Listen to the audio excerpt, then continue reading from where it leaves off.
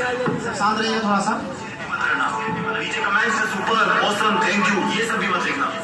अगर कर सको तो अपने अंदर आज एक आग जरूर पैदा कर लेना जो तब भी जलती रहेगी जब तुम्हारी जिंदगी बुद्धि के कगार पर खड़ी होगी। तुम्हारी चिता की आग से भी कई गुना प्रचंड होगी ये आग। चिता की आग तो एक शरीर को मिटा सकती है, लेकिन अगर दिल में आग लगा ली तो पूरी दुनिया में आगे आने वाली सदियों तक तुम्हारा नाम चिपकाने की ताकत होगी तुम्हारे पास। तो फिर ये बढ़ाई गई ये कोई तोप नहीं है जो तुम्हारे सीने को छलनी कर देगी। याद नहीं रहता, तुम्हें लगता है ये सामने रखी 10 किताबें तुम्हारी दुश्मन है। अगर नसीब से तुम्हारे पिताजी फौजी हैं तो पूछना कि जब सामने 10 दुश्मन हो तो उनका मुकाबला कैसे किया जाता है। अंतिम सांस तक लड़ करके अपनी माँ का खर्चा खून से चुका करके क्या तुम अपने माँ बाप के लिए उनको हर टाइम पढ़ते रहने का झूठा दिलासा देना बंद कर सकते हो? प्लीज। तुम्हें लगता है कि दिमाग से पढ़ना चाहिए, लेकिन दिमाग तब तक नहीं जागता जब तक दिल नहीं करता। कभी